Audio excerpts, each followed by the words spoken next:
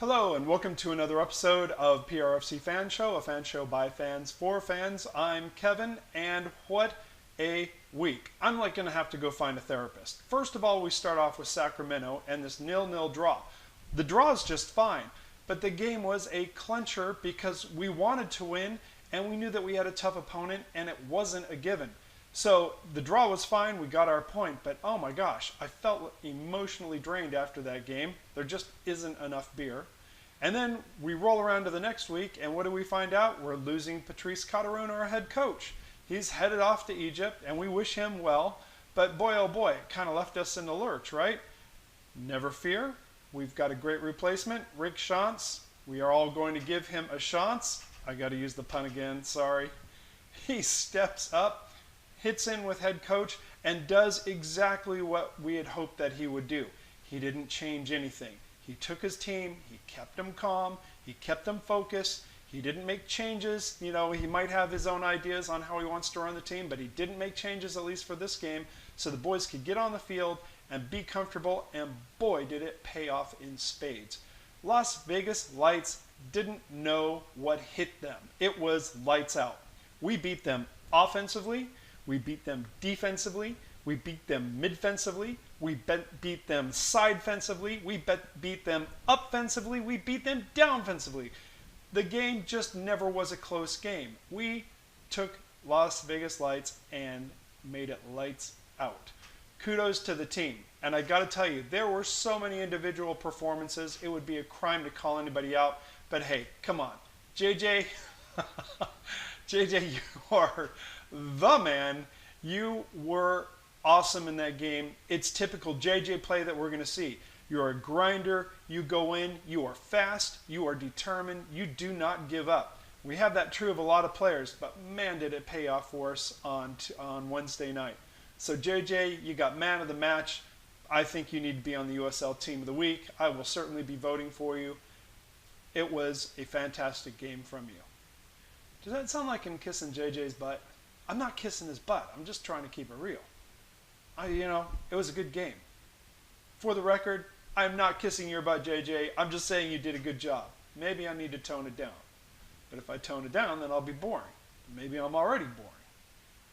This is a conundrum. I'm going to have to figure this one off camera. Anyways, so we had all that stuff going on, and in the middle of it, my computer crashes. I said in episode 15, and so we're catching up. And we have a great interview with Kyle Kepner. If you don't know Kyle, Kyle is a voice across all sorts of mediums, and he was recently brought in as the director for PR and now operations for Sporting AZ. We're going to bring on Kyle. Kyle, it's great to have you on the show. Yeah, I'm glad to be here. It is a lot of fun, and you are, of course, representing someone who is causing a little bit of hurt in the Phoenix Rising community. I understand that. Yeah. Tell us a little bit about yourself and what you're doing these days. Well, so I am the Director of Operations at Sporting AZ FC. Recent exit from the US Open Cup, as you might know. So if it makes anybody feel any better, we're out as well, watching from the sidelines. But at Sporting AZ FC, which is a UPSL team, semi-pro, amateur, depending on the team in the league, I handle all of our communications. Most of our communications, media reach out, some business matters, some behind-the-scenes work, and we have a great team over there on the field and off the field, and I've been with them since October of last year. Now, what's amazing is that we were talking before we started the interview, and what Kyle has done is started a career that had nothing to do with soccer or with media relations or any of that kind of stuff. And really, through just networking, you got to be where you are today. You want to tell us a little bit about that? Yeah, sure. Every once in a while, when I'm feeling sentimental, I guess, late at night maybe, I'll tweet a little bit of my history. A lot of people know that I was in banking for 10 years, and when I decided to get out of that, I changed careers over to a different kind of sales job, and about the same time, I stumbled on a website called Reckless Challenge, and my now good friend Chad Hollingsworth, Chad invited me to be a writer for this website, this national website that was kind of looking for an identity, but had a lot of coverage of USL Pro at the time, NASL, and he asked if I'd like to be the beat guy for Arizona United because I seemed very interested in it and I claimed that I could write. So I gave it a try, and man, it was just love at the very beginning. So I was getting a chance to spend time around Arizona United right from the beginning. You know, as you know, our lower division clubs love a little bit of press, and I was offering a little bit of press, but you know, I'm not a you know, I try to be professional in everything that I do. So right from the beginning, I wanted to make sure that I was being fair, and it's been a steep learning curve, but tried to take care of that team, and you know, eventually looked around for ways to get into the PR side of things, and finally formally left my local-based Arizona blog, Firebird Rising, which has become Firebird Soccer, just a couple of months ago. Mm-hmm. Yeah, and that was a big day. I remember when that happened. You were just getting tons of kudos from people and well wishes, and a great move for you. Their loss, but Sporting AZ's game, and that's the way it works. You know, you got to keep moving and progressing. And I think everything that I've seen about the club, and as we were talking, I don't know that much about them yet. They seem to be a very high-quality club, great people to work with, so that's a great move for you. Yeah, that's what really attracted me. I started looking for some PR work in the fall of 2016, and in order not to conflict with my USL blogging, which I was still really loving, you know, I was one of the founders of the USL Show podcast, which we turned over to some great guys who were still doing that very, very well, a lot better than we ever did, I think. So I wanted to stay around USL, but I wanted to try my hand at the media side of things. So I reached out to the UPSL, which was just growing by leaps and bounds at the time, still is, and started doing some back office media work for them. And through that process, I met Tim Marchesotto, our GM at Sporting AZ, and we went back and forth a few times, never really made the scheduling work, and then finally we got together in October of last year, and just in time for me to start helping out with the qualifying run to the Open Cup and putting together our strategy for this year going into the UPSL season. And man, it's been a mile a minute, so much fun, so amazing because of how invested Barry Rybicki, our majority owner, Barry and Tim are in the community. Have been around for a long time, kind of behind the scenes in a lot of ways, and their goal was just to put together a really well-run, professional style organization that caters to the amateur and semi-pro game here. And that's wonderful. And something that I didn't realize, you were educating me on this, is how many teams are in Arizona. And some I had never heard of, like the Mesa Sporting Club, was that their name? MSC? So Mesa Soccer Club of old, now MSC United for the last, probably 10 or 15 years or more. You know, run by Mike Miller, who's been with the club forever. The head coach at Red Mountain High School, head coach at South Mountain Community College. He and the folks over there decided to launch a men's adult team for the first time, and the timing was right to join UPSL. We have the Southwestern Conference of UPSL, which is made up of MSC, as you mentioned, Sporting, as well as the Arizona Scorpions, who have been around for a lot of years. And this year we launched Sporting AZ FC 2. A lot of our fringe and college guys who are not quite ready to take the next step, definitely not giving up their college eligibility yet, but they're able to play in this league. It's a fantastic opportunity. So they're full members of the UPSL this year. Wow. Also in the conference is FC Grande from Las Cruces, New Mexico, and Southwest FC from El Paso. So it's a nice little conference, and yeah, we're not the only game in town by any means, and it's really neat to see the competition that can rise up and all the different people who are trying to make things happen. It's amazing, and really you would think in Arizona there wouldn't be a lot of soccer because of the weather and in Sure. the summer and all that kind of stuff, and it's the complete opposite. The number of teams that are out there, I did a little research before we had the interview, and I was astounded how many teams actually are in Arizona. Yeah. And it's just great to see. I mean, I'm a footy fan. I want to see the growth. And when we were talking about as the USL grows and expands and there's movement, if say Phoenix Rising moves up to the MLS, that's going to change the whole, architecture Oh, or the man. environment below them. Yeah, things are changing all the time. There are so many things going on with the, USL D3 and the NISA kind of being in limbo right now. NASL still clutching to whatever niche they hold in the landscape. Things are changing so much and so quickly that you just never know what's possible. And it's really an exciting time to know that with a committed ownership group like we have, really whatever opportunity comes along that makes sense for soccer in Arizona, they'll be able to take advantage of it. Yeah, I think that's fantastic, and it's really cool to see how Kyle is growing with this because, really, I mean, I look up to you because you just kind of made a phone call, and you've gone so far from just making a phone call. I mean, talent, obviously. I've read your write-ups on Sporting AZ. They're great. Kudos to you. I mean, you're just making a go of it. I mean, I kind of stumbled there for a second just because it's just cool. I wish I'd done something like that. It's a lot of fun. So it's never too late. Yeah. You should do a YouTube show or something. Yeah, I should think about that. No, I think I'd suck at it. Video is big now. Is it really? Yeah. I don't know if I have a face for video.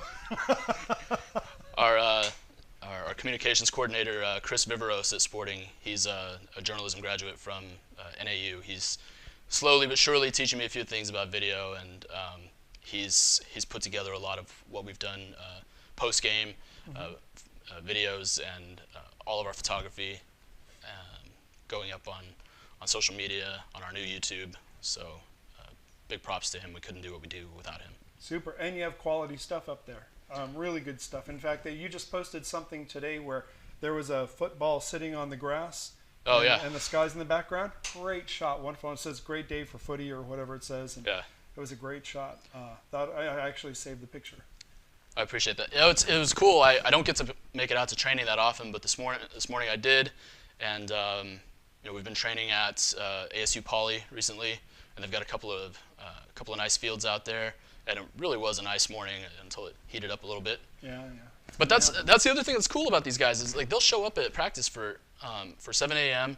and some of them had to peel off to head to work at 8 o'clock, 8:20, whatever. But the vast majority stick around till 9 o'clock and then they head off to their day jobs, just like you and me. Yeah, crazy. I mean, soccer is literally, it's come so far, but what I love about it is that we can make so much of it just in our spare time. Yeah, I mean, you got your day job, and then you got your soccer, and that's it's dedication. These kids are showing a lot of dedication, which takes me around to the game that Phoenix Rising played against.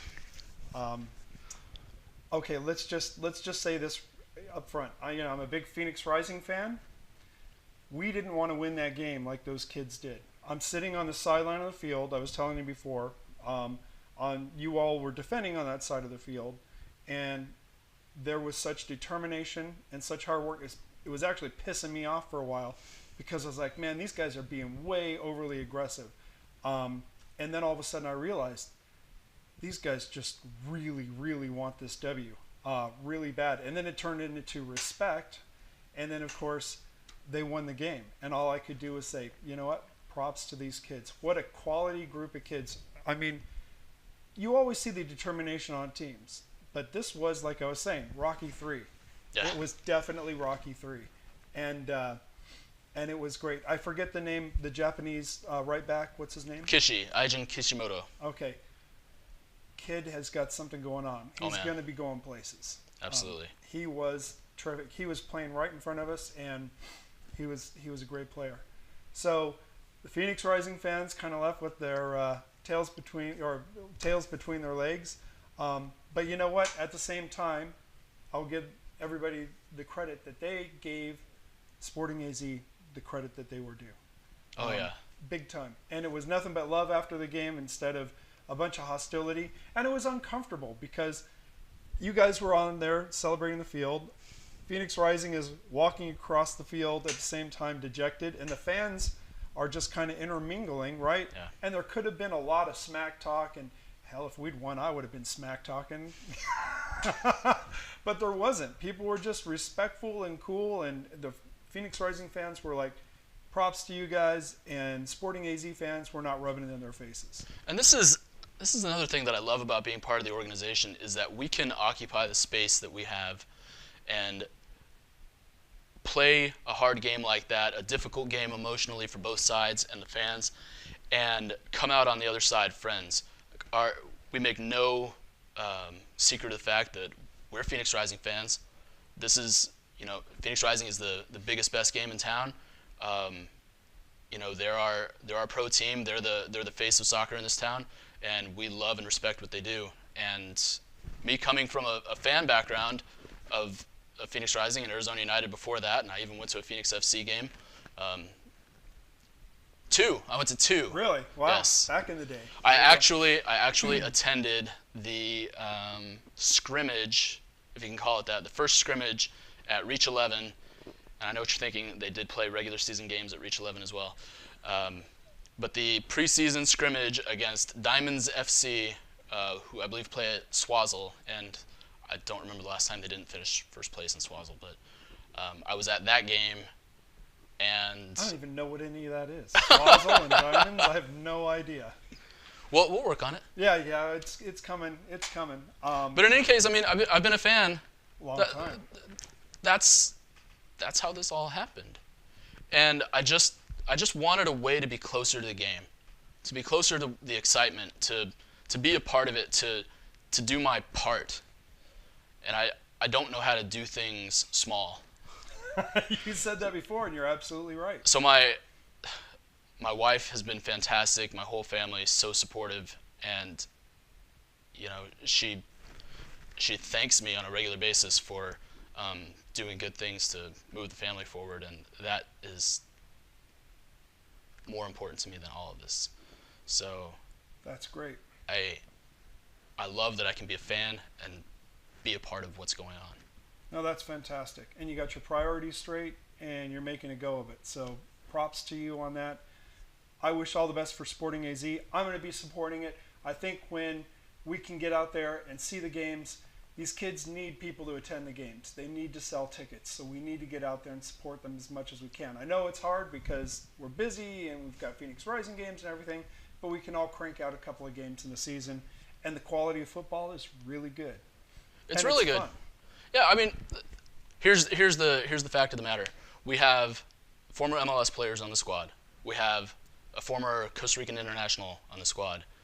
And you mix that in with some of the best local, young, up-and-coming talent that our coaches, that our GM's been able to find, and it's a really good mix. You mentioned at the beginning of the game with Rising, it looked like we were over-aggressive, and what I was watching unfold was our guys just playing their game. Yeah.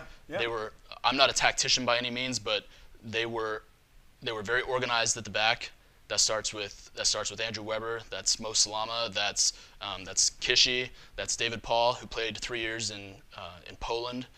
So these guys, there's a lot of them who have been around, and then there are a few. Ryan Flood, who scored that banger against Fresno.